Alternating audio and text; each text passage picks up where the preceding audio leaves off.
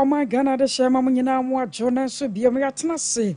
Yet I don't say a boy chat to another day, no Baba Somo, Mamma Quasoka, say boy for her. And something you now no better be no I can kind. Our www.sompaonline.com or some of your creature, your go on one. What about me? I can be. Mampanya John Dramani Mahama. Bawku any other share one mark could do come or watch him. Sir, one when yabu to pa na a friend yami had much na kono. What about Pam for bidding a bambomu, one bay more Bawku. John Dramani Mahama, yasa saw to obey in Fufrubia, which say, Nebuta pa, and a Sassumji, a baby to a Bawku bontenso. Sound so and another dear Mampani, John Dramani Mahama, Korea, Sounds in my Ghana bambo for a shy, I want Cramantemo, and some the other donor and Obruso. Beko DCs ya. Mampeni John Dramani Mahama jo majumadi efri wo monsam ene ntete bia ye tete kwafoforo bia NDC amanyoko no peso faso na opa DCs wo ye manta mahudom ne ye nkronkumanim ye berewrem na ye de ho nkomo anwumre pa na Ghana for bi no so akasa ya we bi mo altrasa Mampani John Dramani Mahama ne na so afo a wate so no eyade e bebo ye pa. And if we talk about Ghana, Madi, she say, Yenson and so, say, Pebren, you no, any Naja, Tobe Binti, Beya, Yami and Inco, a Jano, Seni BC, a day, a diguma, a day afa. And some ye become one, yet about someone, and tell don't shut about quantum. Now, your focus, your boy, I'm mamma, some 3 Harbour Center. What a 3 quarter capsules about when you have been to a year. Now, I want to be 21st clinic, your theatrical expert, Mizo and a 5G. Yada Mosia and Sada Express Group near. What's what do about to quiet was it when you come over call? Now, I sound swag when you be my son for Benu. And evidence you have see back and $7 share about quantum a day amount. I could see a walk with dear Boatin. Enemy, Mene. I abo Malibia Boga. Dear free Mampeni John Dramani Mahama tana yena eyemon musam se Mampeni na nadu danko akufado memu ya nanu wetwemu ade ba ko amanfo kese omuchi ni chan na penso eye emre betu dwasem rase bigafo na akwaje ntrumu mra bia tomu a na ho behia so de nsa be hyase ema saade no aba beye achiwade wo mayimu a wa ye bechi bia se wuye bie no na kese mra no wadi no nyonyonyo a kese no ebe ya sotwe a ano Sia ebe boni pe hu se sa niema no wono ebe ye biem na se ojafo no ko hye samra no na du se Mampeni na nado danko akufado a sabre no ye Mampeni ode ne nsa ebe hyemra na se ekwa atwema mentwia meko wi ase no ekopi o my God ye court bata Supreme Court wa Supreme Court judge for court na so eno so no hwetire na no ya ena omo yi kwantu mu se Mampeni ebetimi ede ne nsa ahye enkrata ase ama samra no a emra se ojafo no agitu mu natimi aba be ye adwuma na ene Mampeni John Dramani Mahama wabai ene NDC aban abai ene Mampeni John Dramani Mahama wona tira ya wo ye adwuma se Mampeni a ene okote kokoko wonko paganiti a na je se Ghana Roman asofo nyina ena ekwa akosra no ona tira ye won krapompere ntam na ehonom na ono omonko botwetwe mu no sa turumu ene ma no a omodo omonsa ko eskese wo ma yase ho mra so jafo no kokoji tumu a na nka wo se Mampeni na nado danko akufado ede ne nsa hyase a ekoya atwema mentwe ne kese politics semu a eno nti wan fa ne nsa nkwa hyase no wo mo atwe Mampeni John Dramani Mahama adwena kwa kosi so se wa ba die when wan twentwe ho when na enigina wan fa ne nsa enhyase na mra na emrame ya adwuma ne no na okai Roman asofo yi se ono kra de eye ne nwanwa ema ne hu dwiri no se omaye tena honom a ema ankrankra binum ene sori ye ekotwe mra se ejafo adwene kosi sade ne ho a eno nti ne ho akwa kohia se ye hyemra on the office se ne nko se nka ba no a ene ne nko sekere ema na ni ye din dan esi fom na ode sanhyehye no ekoto mra se ejafo nanim ne ye tere yama mra constitution ne niam birum a na nsesa ankrankra binum ene wo se wo mo etu sa no office se ne kwan so ano no o se mra no kra sa so de komra se ejafiem na atene bi wo honom a yenye no mo ye wie ya ode ne nsa be hyase ama samra na ba be ye adwuma so the proper human sexuality, and it's quite a long name. Proper family values bill. If you remember, there was a court case that injuncted the speaker from forwarding it to the president, and also restrained the president from receiving the bill. Eventually, that case was disposed of in December, I think on the 18th or so. Yeah, so it meant that the injunction had been cleared. But as far as I know, the bill did not get to the president for assent. And so the convention is that all bills that are not assented to before the expiration of the life of Parliament expire. And so that bill effectively is dead, it has expired. I don't know what the promoters of the bill intend to do, but I do think that we should have a conversation on it again, so that all of us, if we decide to move that bill forward, move it forward with a consensus. And probably it shouldn't be a private member's bill, it probably should be a government bill with governments behind it after consultation with all the stakeholders to see how we're able to move this forward. But it leads us back to the discussion we had, that if we're teaching our values in school, we won't need to pass a bill to enforce, our family values. And that's why I think more than even the family values bill is us agreeing on a curriculum that inculcates these values into our children as they're growing up, so that we don't need to legislate it. And so we'll see how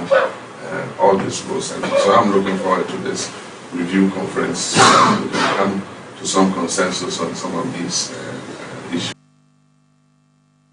Abzafo nti wey ayamampani John Dramani Mahama ne yete ne nke wey amra Ghana Roman asofo nyina ekosra no wona tena yekesiem enkrapompene mantema no mne ne kwakobutu man akodidi nkomafo mayin kanko ene ne mpuntu ho ene omotwena dwira kwakosi ntrumu mra amrase ujafo no gitu mu a mampani akufo ado ntima ansan no se onyei na onfo ne nsanhyase na emeye mra eno no ebetia obi bia obeyesa de ne bi ewo mayemu. Mampani John Dramani Mahama Korea no ne dadua yi wobana akwa Bawku ne adehye ye ho no mokokodi nkomo wamanfo baka na sentam wo no ahensam mansotwe ne ntokwa nketinketi bi ahyase yi ne ti ewo Bawku ye abusua anya asem keto akora adehye ya wo monam so afiri muo ne adan ahodo bi ane japade ahyehye ewo muo no akwakwa ya homekesem ano ana aka wo bi ama mampani John Dramani Mahama ebra ne dadua obo na akopie muo no wode ato dwa ekra semo bia komentutu ewom sa ansana ne baba to aba no na entokwa ginemu ade na soso wa hwe adadwene hu ye papa ya wa hwese nyankropo ya domo na watwe muo no wobetumi abodin amana pamfo bi ya appointment a wahase a woye no wobetumi ayi asoafo bi no mu abambo mu wamba bayire mu yie pa amaboko so asumdue atumi aba honom wose de hia no sane manfo begena die na wo ma wono se ba waba no enye se bia waba no se waba bedi agro na mom waba se Ghana fo nyina wo betoye na asumdue abakofo so hwe no won monsa ebetumi aka. We want to assure you that we're putting in place the various appointments so that we can have ministers and other officials who are responsible for the security to take charge. And so within this week, we will do the appointments of the Minister of Defense, the Minister of Interior, the National Security Advisor, the National Security Coordinator, the BNI Director, and all the others. When these appointments are made, I'm going to charge them to make Bawku one of the #1 priorities that they attend and deal with. And so I'll appeal to you to exercise patience, exercise restraint, and to let you know that I am apprised of the issue. I'm going to deal with it, and I can assure you, have trust in myself and this administration that by the grace of God, peace is going to come back. Permanent peace is going to come back to Bawku. So as my younger brother said, from here we'll continue to Nalego. abusia wa mampanye John Dramani Mahama na no ade to ade hia ewo boko anim efa na sumdie ho na wamana nso anu ache susu na ode to yase nyina nim se na koma so ade pa ene boko nsensem no asumdie beba ho no mo ama adehye etimi asori akọ adwuma no mo akwakọ ede omu ye bia ayemsisi bia emmemu wenyina ye nsrahwe edi kan a wode ekopie boko abonten so a wone nananom ne mperimfo hodo a omo ekebie omu chese mperimfo a ye so mabadwusem nwi to adonko ye nyinara oboko abonten so ne ono omo esiae no se na koma so ade pa de also ye bia se mampene ma asumdie duru boko ma adehye da omu timi da no obeye aboa. Mama Yarga has explained everything that transpired in the room with my father, the Zugrana and overlord of Boko. I just want to emphasize a bit of what he said. If you remember, I came here to seek the blessings of my father for the election, and God granted our heart's desire, and I got elected. And so my first mission was to come and say thank you to him. Again, during the campaign, I stated that if God granted our desire and I was elected president, bringing peace to Boko was going to be one of my number one priorities. So today is exactly 1 week when I was sworn in at the Black Star Square. And it's my first major assignment outside Accra. And so I decided to come and assure you that we're going to work very hard to make sure that we bring peace back to Boko. I remember when I was president, Boko and surrounding areas were very peaceful. And work was going on, people were going about their duties. It's sad that this situation has occurred again. And I know that for the last 3 years, you have not been able to sleep. You've been living under stress. And so the priority of our government will be to bring peace back to Boko so that everybody can go about his duties without fear of harassment. Observant way mampeni John Dramani Mahama ni yetene nke we mra na gese wakwa kuduru Boko abonten so. na ansa na mampanye John Dramani Mahama obaba ko Boko no ne wama Ghana bambofo ne mpanyimfo ahia ewo Jubilee House na no wode to won manim sese siaro ba bi o ma Ghana ye ka kwani ehia paase emi etadua mu fa no bambo mu ensam enam so nti mampanye John Dramani Mahama na dwonkere ene sane ya bambofo no so ehunu hyehyeye ene susudie no na obi bia da hyase a waka ne de na o mayi asrafo adwumako mpanyimfo ekobi Ghana Immigration Service won so mpanyimfo na won ka ho National Security Council ane ekuaku ahodo pinua ya posifo dom ampanyimfo won so aka ho bie ane bo anan a won makwa mampanyini na so ewo nkramantamu ya na won dwonje o ma Ghana ya sumdie ho na mampanye John Dramani Mahama wobro sam so pa for my yahye so ane sane bambo mu ohia no afimu. Thank you very much. Let me thank all of you for the work that you've done for our motherland in terms of keeping our people safe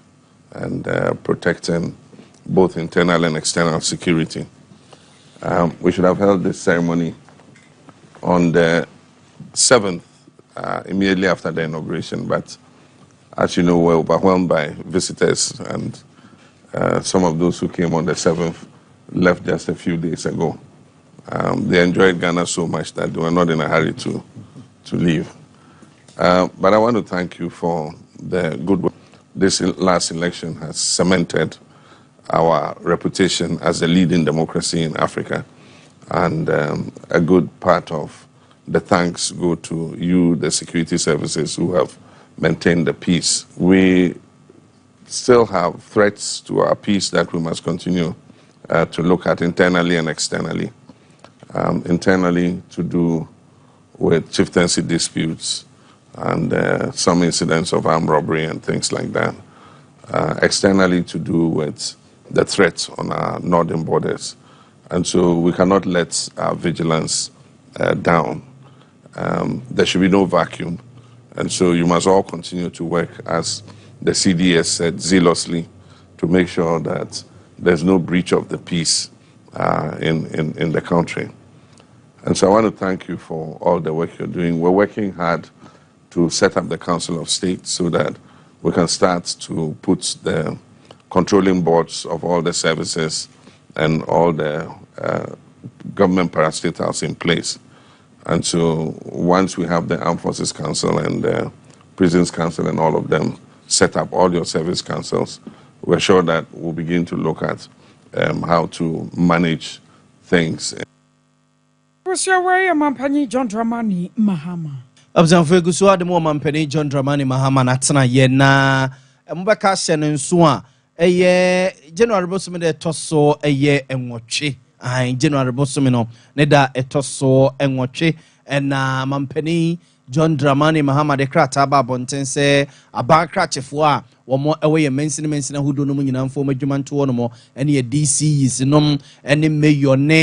eye MCs ni nyina obi a emfa na dwuma nto no mo no mo de omo dwuma so to no mo a no mo ahwese coordinating directors ya womo ewo mensina hudo no mo ene omo dane nkrata no bibia de ama wunum no mo ahwechiri atoto ne ma wo ye nkrase ne ya papa amambu atena ye na ade achi ye ne de ye tete ene se Mampani John Dramani Mahama ejina eyamamra constitution yamamra ne nchama so ahye era no mu bia na omo ekutekuta dibrebinom ewo eye abanwuma mu se omo enfo madwuma entom de kan krata wo de baye se board of directors ya omo ewo abanwuma mu nyina omo adwuma ba wiye obi ansoma obi a so onko board meeting ene mpeso akwakonum tia ebekwa wiase ebe ya banka bia ni ene wachire na eye yetete ese mpenimfo hudo bi no mo hono mo a eye penimpa oda eye minerals honsensam atena ye ono no sei Mampani John Dramani Mahama hye so mfo na dwuma ento no mmra wieye saso so ena director general a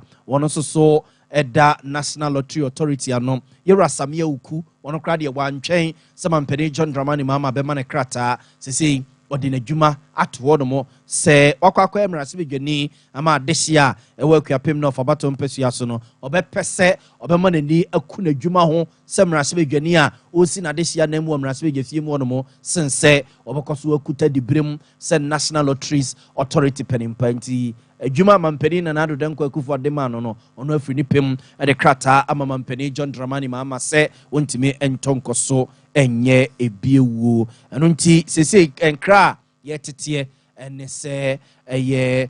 ura sabia uku de krata akwa Mampani John Dramani Mahama so ntimi entonkoso nya adwuma se pani kwankyerefo beda NLA National Lotteries Authority ano ene mpanimfo PA bia eye Mampani John Dramani Mahama so agina so edutumi krata ma omo se obia mfa na dwuma ento abusia wasansan samiya mo no yatese another dear ya baka ba se minute ne kakra me aba bakenkan kase bono Mampani John Dramani Mahama de krata bia pie dwa ya chese aswofo makomako edu ya womba ba hwamantam du eso no wode womudin apie dwa ya ne de dua ya no ehwo krata akwa pie mu omrahye fia Speaker of Parliament yera Alban Sumana Babene ne nsa akabie na asakwaba semrahye dwafo gitumu a womba rasa ne be na vetting committee womba tena sa nipa du so na watoto womo ano na enipa du a Mampani John Dramani Mahama wapa womo nani kine ya wono wo baba ya dwuma some ministers wo mantama hodo du emuo no wokọ atifeto mantamu a Ora Ali Adolf John wono ane abone din se Northern Regional Minister nyame yadomu a wo baba tena akonya so na bapa yi eba na nwomasuamu a wabene mu ye papa ya Ghana Education Service won so wode dwuma honom wokita Bachelor of Education and Masters in Technology degree na se papa yi eba na nwomasuamu a woye munyansabo akwa afei se wokọ oti mantam ni mu a Ora John Kwadwo Japan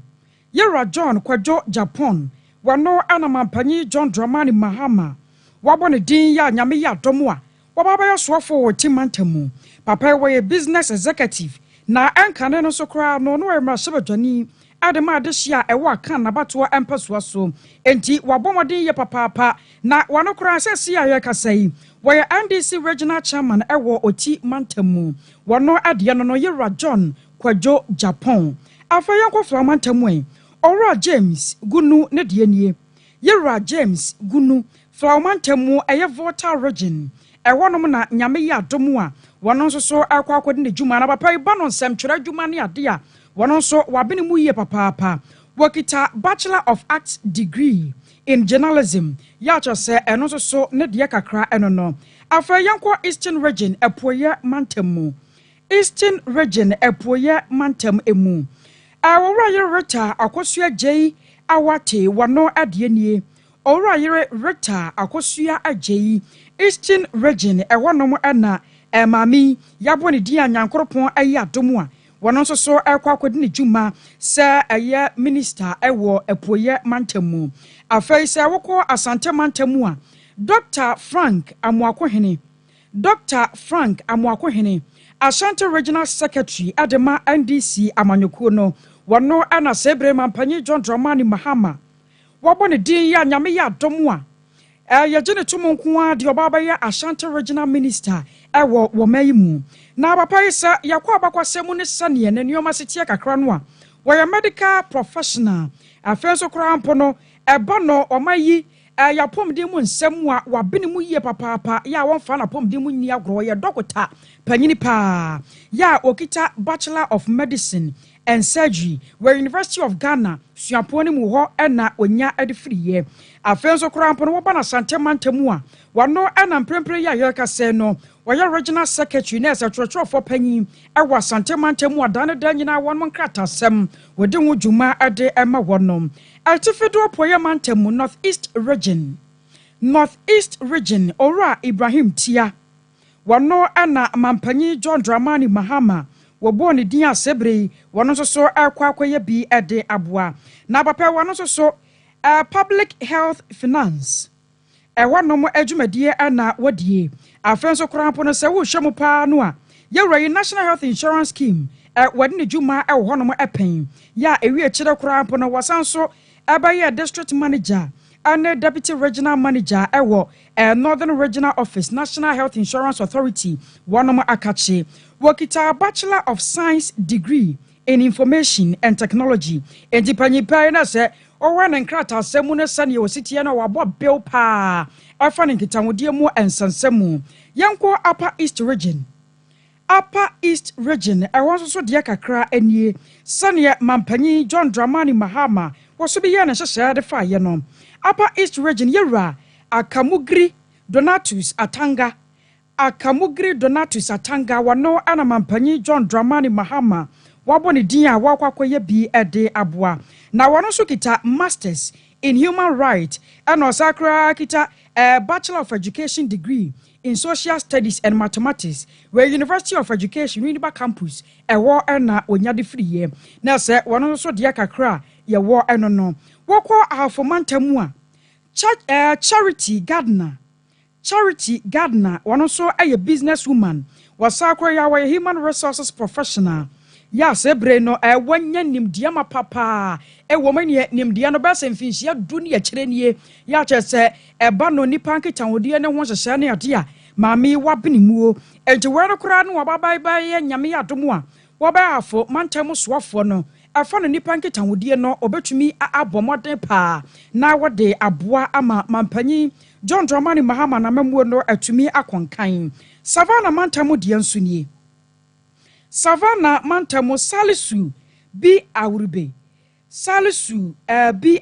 wɔno ana mampanyi na bɔ ne din a wɔno nso so akɔyɛ Savannah Regional Minister wɔno nso deɛ kakra nie wɔyɛ law lecturer wɔsan so ayɛ mmeranimni ɛyɛ lawyer ya wɔbɔ ne dwumadie paa sɛ mmeranimni ɛwɔ Savannah mantam mu enti sɛ brɛ yɛ kasa yi no wɔkɔkɔyɛ bi ɛde aboa na mmerɛ bi atwa muo na wɔyɛ aban krakye panyini district chief executive ɛwɔ Central Gonja Mansi no emu wɔno deɛ ɛyɛ owura Salisu bi awurube ɛdeɛ no deɛ twa toɔ koraa ɛyɛ Linda Oklo wɔno nso so ɛne yɛabɔ ne din sɛ nyame yɛ adom a ɛnkran mantam emuo no wɔababɛde ne dwuma sɛ Accra Regional Minister na maame yi sɛ yɛkasa yi wɔyɛ mmarahyɛbadwani ɛwɔ hyɛ osudoku abatoɔ mpɛsoa so ya wɔkita Bachelor of Science degree in Administration enti ɛba no sikasɛm ne adeade no a banking and finance no a wɔabene mu yie papaapa ya ɛnyɛ asɛm ketewa abusua wɔre ayɛ mampanyi John Dramani Mahama Emprempre ya yakasa nipa makomako edua. Waba wan mu din sɛ nyame yɛ adom na vetting committee wan mu gi wo mutumu a. Waba ba yɛ soafo no na yɛte wo mu nkan. Afɛ yɛntoa ensɛm no so ai. Na anai asoafo awodo amampanyi John Dramani Mahama guso da wɔbobɔ wo mu din ya yi no. Na nsɛm wo yɛte sɛ asoafo no koraa no wate so de afiri aduasa abaduonu miɛnsa ne akyire ya kyɛ eguso da yɛ epem so yɛ nei wade mu du enso ababeto dwa. Na ɛnɛ yamane bɔfoɔ te si monten so ana Ghana for di nkomo anu mba be kyerɛ mu so we no kora bɛboa kakra ebe ma sikasam so ne ade ate sɛ yɛma wo mu allowance fuwa de ba kupon ne ade no saa ne ma no nyina na so betimi ate amoman no yatumi akoyanim na adwenkyerɛ we akɔkɔyɛ sɛ hwene ebi ka papa na bi nso de wo mu de na mo nkyɛn ɛbra yɛn sam trɔfoɔ kɔ mo nkyɛn so a wo mu ne ade hyɛ di nkomo no sɛ ɛna si bi kɔe o madwuma no ɛwɔ se yɛ ka bom na yɛyɛ ne baako sɛ obetimi aka bia bom ama na yɛ baako de a me de me sure sɛ obetimi ate so sɛ de o ka no but sɛ bia adwuma nko de a ɛno de entimi nya possible sɛ obetumi ate saa de obɛso ɔte free so no efree so ama na yɛ ɔhwɛ na sɛ de ɔmo adwuma yɛ no ɛmoa ɔman no kan kɔ sɛ ɔma di nipa bi bɛbrɛ ɔman no de and them you so betime ye no na firim ama na yeye ebi say your ministry no your baby bebre ho no mo a ase wa ban no kra se sika emo sika a ye nhunu emfasodie bia wo so a bi mama say o kasa ono de ye digidie na ato abama no because ono waso afna mo we kan wan prensa enti yo ka bi say ye edola enti de ye hwa say nipa wo yi wo makonda ne ministry bi nu nso abiasa wo te so ba bi nu nso wo mo competency ena ye de ye hwehwe said ye obetimi aye ma na ye yie no because ono de waso bia hwe ne asa akofa no ya bebi o eti ni se no odim samfo nso bi wo abiasa ne mu ena so de ba bia abienu miensa abienu nso enti ye ginidi so betimi aye ne so betimi aye a ono de hye won sa no won hwe enzora se de o mu dwumedi eti atese oba ministry anipa on by 30 but see also why 7 film amanaka 2023 now ba bi no mente ase say sa 20 anipa 30 na ko 7 film no ekwan ba so na sa anipa 23 no so bi obi energy minister anase obi finance minister na so koma obi sa energy minister na so ko finance minister na ka na say anipa menu na ba behwe sa ayi ni so anase say o ba bi dia ni oba aban no anya adwene anya adwene kina etu o sa akọ na chi ensa amla ti ya basra panifo se yo wo manuom bia no o musu nkabi ase emmoa medi so ade hu na de o mapanyi ye no eye pa se de be ma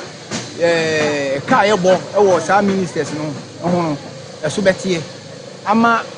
duma pa o peso wo de ba na aboa ama o man Ghana so atunko Awosori agana fo adwenkyerɛ fa na soafo amampanyi eyiye ne ho Abzanfo yento ansam no so mfama mo na yemfama nkonsem fufurum na mampani John Dramani Mahama soafo a oguso a wo papa wo mu ya mbeka hye ne nso a enra na mampani John Dramani Mahama power run no moba miensa bi ede o makwa mamrase bejafo semrase bejafo no edo so wonum ne fini keka wa bia ni wo mo ho a wo mo anyo mo ntum no mo meboa no e wo na bam mu baako ene Dr. Kesel atoba force na waye mrase bejani o wo mrase bejafie ma desia e wo adwumako enye na bato mpesa so e wo mfimfi mantemo mampani John Dramani Mahama boni din semrase bejafo no ginu tumu a wonkoye soafo a obehwe o mai sika sam no ntotoye so na ndra mrase bejafo no doso no a eno mo ene ni di nkomo e de afa ye toto ya e wo ya kwan so a mampani na nado danko akufo do ban ye twam wo mo egu no a ye hunu de kokosi ye bia kobusa no ho asem sa nyem bia no obe soafo obe sika sam no ntotoye so no wo bedwene asusu se ye de beboa na ena wo hye bose kwan bia so ya na fo ye mo bo ho na roto no de ebeba na aba be ye adwuma eba se ye no adwenkyerɛ pii no a ɛna aba ɛde afa ho ne yɛkɔ ɔma no so ye ne opani Edward Duncan ɛyɛ adwumayɛfo a na ɔmo ɛyɛ adwuma gyegye saa tootoo yi ɔmo ɛnkabɔmuku wɔyɛ twɛtwɛfo opani da no ne ɛnna kwakodi nkɔmɔ abusa sɛ ɔmo te saa nkra wei na ɔmo ate a wo mu no ɔmo ɛso mu sɛni opani Duncan yɛ mo adwo ɛmo official pa ɛba Sompa television so yo mejo so minia afenko betu yen so mejima di sɛ wo ho yɛ deɛ be ba twa nyame adom timi ho yɛ pa na mote sɛ finance minister ya boni din wo kasa de afa roto ho sɛ kwan bia so ɛbɛsa abai mo adwumayɛfo a na mo yɛ adwuma saa brɛ no a yɛgu no a mo titifi a mo hunu baabi a mo de mo tifa no mo so mu sɛ yo me da se me nuane akonya wa man na me nchia wo tiefo nyina na me nchia ana to workers union for nyina na ayende semuwe kaya nkomo ye di ache na all this one position ye gina ni say I was say aban di to back indeed yana monto nyina with aban penning for you start here with the petition the call parliament 2 times parliamentarians they share mo behind closed doors e mo di nkomo nyinara including former minister for roads and highways from Amakwata to Francis Asenso Boachi. All we have kept saying is that also Mudito Nubabak. Along the line, no, the media pass wife and Dr. Mamu Baumia, I can say, you two Abama now, the two Weba. Sansuna, the road minister, that time Francis Asenso Boachi Honorable, and also can say the two Weba. And you two are also the NDC MPs, the breeding Komo say even those times, you know, even if a bino and fato number or more as an NDC government next time or muba or mudito weba. And lo and behold, there are just say they got two abano ye Momam Penny John Dramani Mama. Indeed, or no so any who could din komo ye to an among on a catchy moji, fell so any end din komo HHN. In its idea or what Emma to the reintroduction of two, because on what did he say avenue be war a bit to me I employ ni man for or better say or mass avenue na ye juma send a beya or better unemployment so in the onukwa propose say to when you be expanding some roads be or to me the two acquisitions so na yaji revenue and famboa or mine in the say finance minister designate akoka say yeah man to me now or better say or the two back and the pa now it goes to confirm our initial call na your first and it also gives us an indication say this NDC government is a listening government just say near hand a man for no or tie no consider no the year juma nti that John Dramani Mahama say na that finance minister designate so asipa na to no ebei mo ana mo ye workers na mo ye adwuma wo hono no mo nsusuye bia mo de beba ebeboa ma na ngigye no akoye niema bia na ebia na ye ne kane na emwa ema na gigye ne nkonkan no enemba timi de nsusuye bia ba mpanimfo ya kebeboa ma ngigye ne sika ne ngigye no akonkan. Yes, into Suebebre, I mean, into Suebebre, we have a lot of ideas. A bit to me, ama reintroduction of toy, you know, about smoothly. Into ye hope say, senior a band way I start here on ye din comono. Brand swan, obe friend on ye din como. My ideas here, wa, a beboa for the smooth running of tone. Almost almost idea no more. I didn't say, yeah, I hate my tone there. Where then yen na ye that or ye tiho in situation because in my day be I cause you know so obin to me in our office non propose say yeah anything if you want practical solutions to the problems at the tool now the best people to consult will be yen and because yen every situation every day whether holiday whether it's raining whether it's not every situation we are there 24/7 until we better much appreciate the situation on the ground. Until you will say, what His Excellency had demonstrated chair tells us is a listening president. Until say abandon say or say you did to command, you did to pass, you did pass, or better suffer na on your design common. Until but yeah, so yeah, intend that's yeah, train say you better nominate Minister for Roads and Highways. Now you two among according chain and I could do come now your chair no say this and this and these are the ideas that we have. Bring it on board now Mbwa na tonu and run it smoothly. Because in there tonu those times, traffic situation the main problem. And then also the revenue generation, say a man for no mutia no be who says ask no the year Jumana I see was said the na. I na you try and throw be 2 years so yeah edgy tonu says cano yeah na edgy scano yeah na fast scano and all that. And it's not true. There are a lot of allegations about the Juma. It is not true. But na ya kagu uswa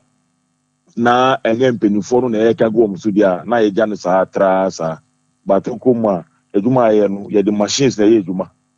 machines is automated a form one na sensors wo car no ba o press na attend ticket na wo de amano a ticket bi obete bia it is recorded into the system into ufa na wa ko fiska but na ye kagu ye so sa ye ni kama fonti na abeye ho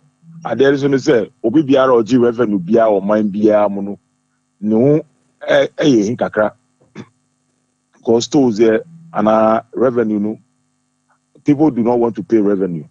nti obi a ogigi to bia no na wo yu ya ye nti asem kitu e bia say no krapo a obi a diatum obi a kan sa trasa nti and say to no back na ye obi say this time around no your inputs will be brought on the table so that it will help alleviate some of these problems, including traffic experiences around the two projects. Na danka money amount for be ya dwene say 1 city need 2 cities in nemwa nti be ya ye dey back yentum te bia 5 cities and say 10 cities ne 20 cities before heavy duty vehicles no a enke be boa no so money o mo be ya dwene sa. And no, dear, it is very, very necessary. I know it is unpopular with drivers. They don't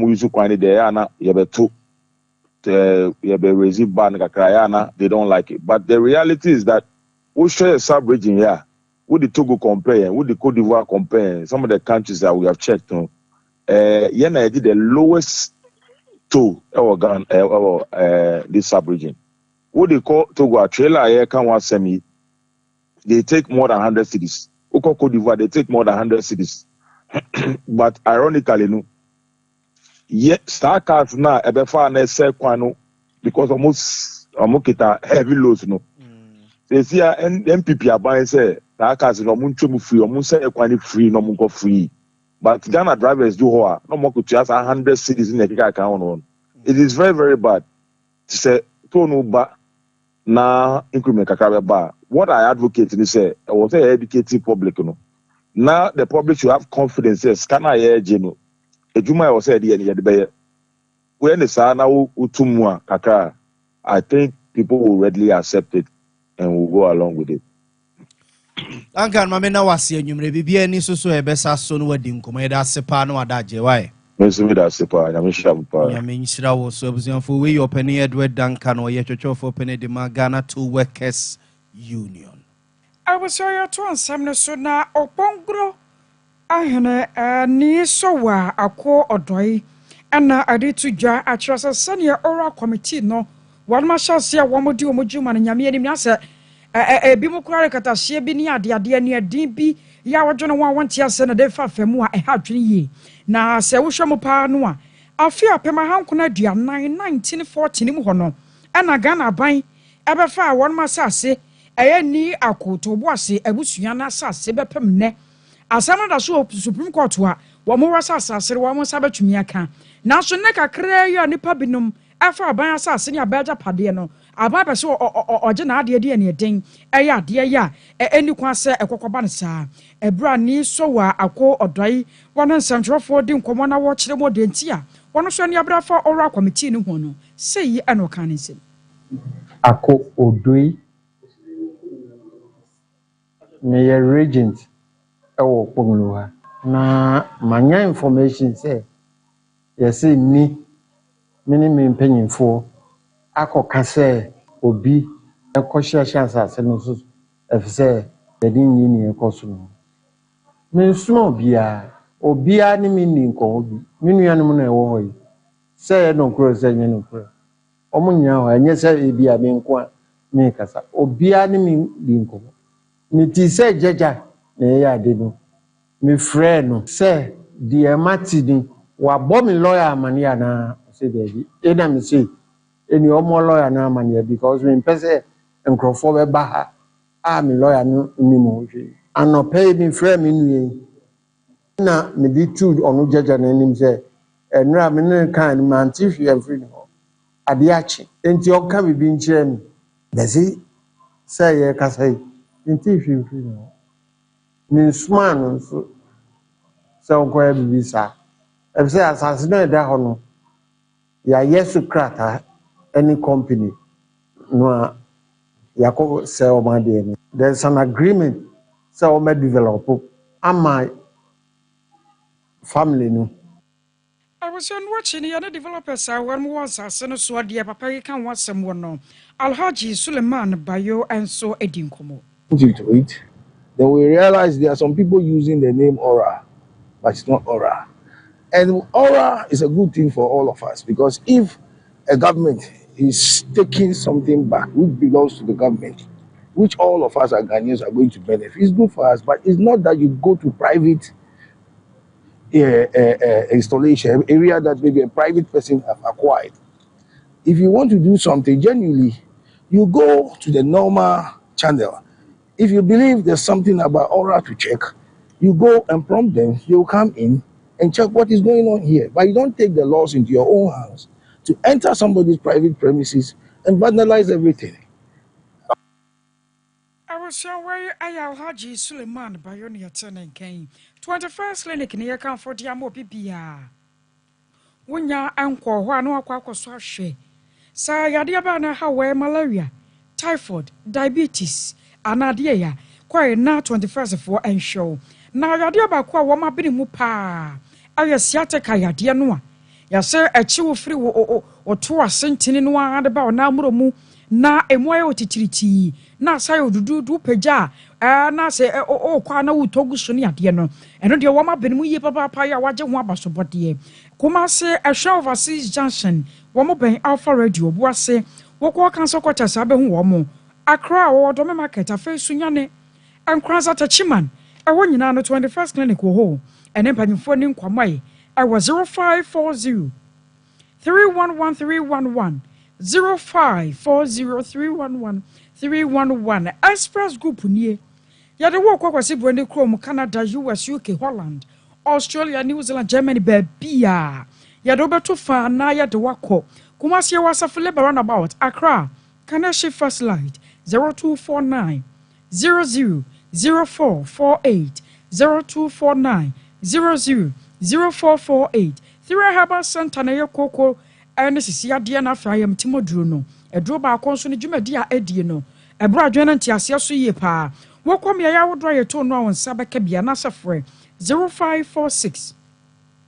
107 107 0546 107 107. I was your Miss 5G near comfort Yamawu. Adoa for messing for carpenters will be a dia Jumadan what they are 5G. Miss Zonon so I had the man Kodan and Pennyfonina. Sansa, what dear woman, a doss ye. Your man go dear one your Miss Fruit so a dear ho. Woko Sean Vassis Johnson, a man Jadani or Hormone. Ubanyane doso pomo no watu yenya sway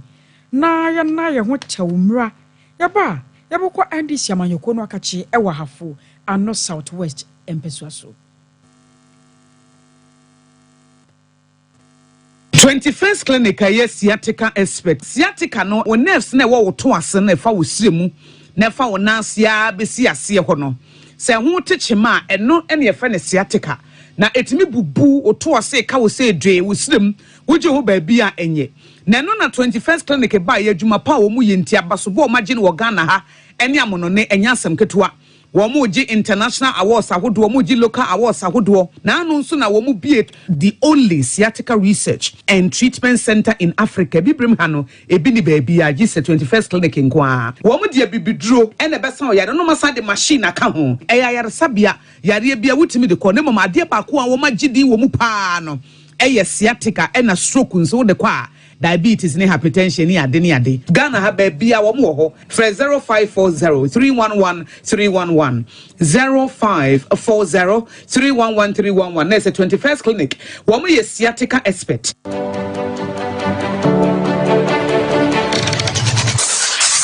Introducing Mixer 5G Sparkling Drink, a whole new refreshment in a can. Mixer 5G is a tasty non-alcoholic drink. It is a perfect companion for all your events, including parties, weddings, and funerals. It is made with green tea, ginseng, guarana, grapes, and grapefruit. Get refreshed with Mixer 5G Sparkling Drink. For bulk purchases, contact 0246 270 221. This advert is FDA approved. Brakasa ye duabon waso a ne dwumedi wo nipadua biara pomden ene na brabo mu ne hianye pa enye brakasa nko nuaban ne haban bi te se kwunsusu a abonwono ne dia akeka ho no kura enwanunu ahodo a ekwa animu yi ankasa brakasa ne sa nuaban bi nom ne akeka bobudi afa abefo kwan so a ye de aye brakasa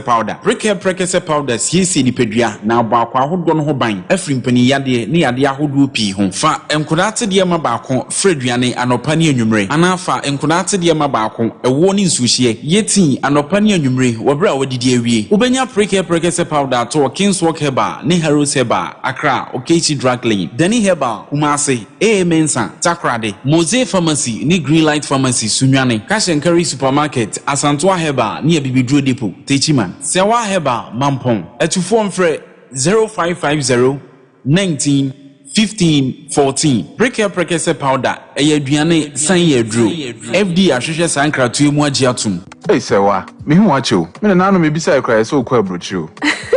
Kwaku afeina mebeko men krata krani ei ene me ma connection man for den kofo sika aduane ne wanya otedi musa no oh Express Group Adarumenti, according to IF4, Opesa Otu Kwan Kosiandia, Express Group do be call mind me to say Canada, US, Australia, UK, and Germany. Say a tour and as a visit in Soa. Express Group do be call Dubai, Canada, US, Australia, and Germany. More Mopesa Motu Kwan Koye Jumansu, Obet Midowako Dubai, Qatar, and as South Korea. If you also want to take international tests like SAT, IELTS, TOEFL, GRE, GMAT, they can help you pass easily. They can also help you secure a good job in the UK. You shall make sure Kwai Kumasi Asafule run about Accra so Omo Carnation First Light Tema Omo Community 18 Lashabi Girl Filling Station. From more Macho for ISO 055 555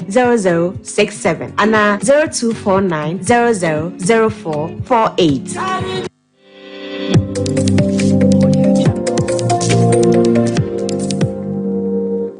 Sompa TV, Emma Akitiapa. Abzanfo esa so mama kwa babio ba Sompa television yenwumre kase esoti yenka obono ni afumantem ne mu a Sompa 98.9 FM no asoguso awutie ye sa obono istia Sompa 90.7 FM ene ye kase ebopotabrebri ne twegu ewo so no na asantemantam ne nkwado nyina so no Sompa 93.1 FM ekura yemu anwumre yento ansam no somamo na yemfamo enko eye ensamfufuro mu ene da kwan se mampani John Dramani Mahama bekoso wa pau na soafo ene na kratchefo a wo mo ebeye adwuma ye mensi na hudu num ene yinkru enketu ne mu na de ye tete ene se NDC amanyo company mfo binum de nsusu ye ba se enkebe ya ere no mampani John Dramani Mahama bebu ne din anaso beyi wo num so mo meye adwuma mo anu we mensi ene yinkru nkuma num se DCs ene be yoso no ebe ya nkomo makwan ema eye mantam na ye bebu ne dia free wo no na nka mantam ne party ne mpenimfo ene mpenimfo honum no atena se adusu na toto na no ama chese na nisu ade hunu ni tiri mu po wo ede ma ni kuro no wo mo ayi adi se adwuma no ehunu se sankrofo no se fata wo mo di mpuntu beba ansana so betu sana mo no na so makwakoye se adwuma no a wono ma akwakoye opening power na ehwani amansa di nkomo ma NDC amanyuku no obono mantem no mu Ra Charles eye akowatofo na odi sansami tuja regional secretaries, regional organizers, and one more party for a representative of the Council of Elders, and one more year ministers, DCs, NDCs, mayors, and former appointees about Ediama. If you saw a man, a women's wing, on being about Amana Babet, a Kuros. So, MPs yɛma dɛm nso yɛ nipa baako afei constituency no nso a yɛyɛ adeɛ no gu mu no anaasɛ nipa no firi yɛbɛyi executive mmienu constituency ma ɔma baabɛtena a ɔmo nso yɛ nkurɔfoɔ a ɔmo mpere bi sɛ yɛmfa MNDC position no ɛma ɔmo nti anaasɛ obisa wama kwan nso sɛ ada regional executive nso ebitumi aba abɛka abɛyɛkuo no emu no ɔmo dwumadie no yɛ bɛyɛ adeɛ dwuma ɛnyɛ adeɛ a ɔmo ka abɛyɛkuo no wobɛka sɛ ɔmo betumi a participate as observers. Abzafo nti wei ayura Charles akowu atofoɔ wɔne hwɛ ne amansa di nkɔmɔ man disi amanyuku no ɛwɔ ɛyɛbono mantam no. Na Deputy Youth Organizer de ma NDC amanyuku no wahafo no Southwest mpɛso so ayo de manyafo Idrisu Amidu ɛna wɔsere post mpɛsi edu ɛno meya bambɔfo nyinaa sa anoma wodo ɛkɔ so ɛwɔ afempimienu ɛne aduonu na abato ato yɛ mu wi akyire nipa binom hyere wɔn nkwa ɛwɔ hafo ano no wɔ mo hwɛ isɛn ne kyene ya no obeye nhwemu ade afa ho wɔse ɛnɛ sɛ wo hwemu pa no a asɛ anuma bi nhyɛ da nkɔ yie titiriw ɛne afo no Southwest District Police Commander no ne dwumadie pa ne nhwemu a wɔse wɔyɛ no ɛnyɛ saa na wɔyɛ nti nneɛma bi twetwe wɔn maso awɔ NDC amanyɔko no afam ɛno na aka obi ama na wɔn srɛ post wempema se edu sɛ wɔn fa no honyimu na wɔn nya gidie mapa ɛwɔ ne mu. The time I in was a munya race just up to now cash from the amount for just kind of buy and I'm saying I'm poor and when you move into no more kind of accidents up to now that check car need a police station can't that's see young Lucas can't see police station see since you money cost Saka no the bar the buildings up on can't see police station see ya you bet me a corner for crack can any day you say Saka no suggest car now say you suggest car I'm the baby sabon the best thing for says as someone ourselves on us send be ya elections dey enu e be kokko sa dey e be nsi bi omu nti no omu ye san hwemu no for my na san kofo ko na omu betututu o ama inu anu mu aka no ye hu san kofo ko na bɔ ne kro mu dey no ho aso kye safata no ye fa mo asem kakra e pese youth no e pese catch regional commander ene ye district commander na says as omu jama ne ka one hwa abi enye ye youth no say there because anytime be elections be ko su bia na nyina be ye be hye say I was sure Deputy Youth Organizer de ma NDC ewa hafo no Southwest about to mpaso so yira Idrisu Amidu na manboy yamane boni Ebeneza owusu ansa ene de breye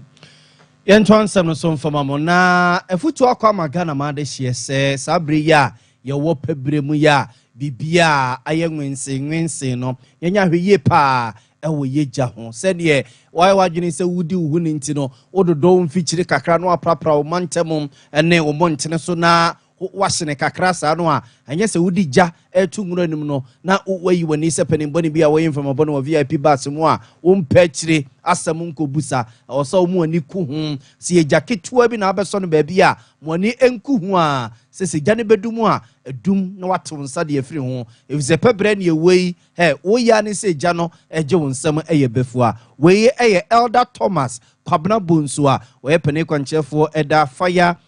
bush burning advocacy ano and all this answer me to Jawabra na on nsɛmtwɛfoɔ di nkɔmɔ ɛfa gya hyehye a na nsɛ yɛhunu ɔman mu titiru ɛne yɛdwa hodoɔ a ɛwɔ ɔman yi mu yɛsi ɛpabrɛ mu nyinaa yɛnhwɛ yie sɛdeɛ ɛbɛyɛ a ɛgya hyehyeɛ ɛma titiro yɛnananom ne yɛnuamo akuafoɔ yi obi wɔ hɔ a ɔsɛ wɔkɔ afuo mu ɔbaa koraa na wafa ɛgya na ɛda ne kɛntɛn mu okotwa be na okura tanimi ana bibi obatie no na eja atom na ahye sabio na akosai obi agya pade enu nti no etua nyina yafu se ebra ya duru pabre mu dendendin no yan hwe ho yie ewo eja hyehye ho se de nkofo haw ni bibia ma yentimi nkosai obi agya pade Anwa chesu so no wasre Ghana ma de hye so se yenya hweye pa yen so so agya akwadworo ne efia drore ye ya baabia ne ye gya nwura agu na baabia so so ane etoto ne ma to atwene no yenya hweye pa na saa ne ma no a o toto wo no mototo wo no daachi bi ensuo beto obekọ no akwakoyi ano nti wo ba keje tia be hunu na bola ne guha na bola guha gotam no obi ato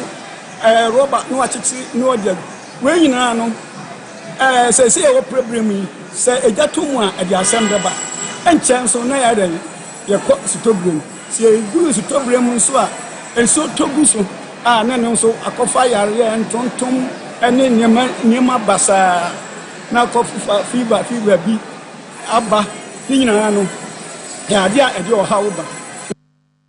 Observe nti weye Elder Thomas Kwabena Bonsu Penny Kwanche for wada fire and bush burning advocacy eku ano. Na lawyer Abraham Amaleba wanso so aneka say. Was original court ye ne abana ya dwene so nyame yad mo bepa wo mantam bia mu ne yanamontu papa ebebo ma Ghana pa. Was renya se bia wo ma behunehunu obi bia nie enti obi ada wona na emo wo wade bone de ka ho se yere so paso a wo akopie ho. When you say tribunal, the place where justice being dispensed, and I say, baby, law, the same thing like a court. And yes, you bought tribunal, so I think that the fact that our constitution, there's nothing wrong if you bring it back. Tribunal, to me, the lawyer court. Send you also over to me the lawyer at court. You need to see so you can have a lawyer representing you. Panel no is made up of a judge,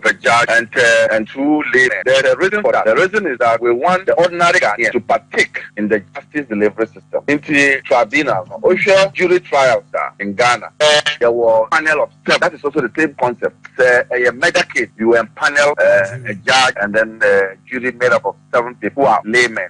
It's not new. The excess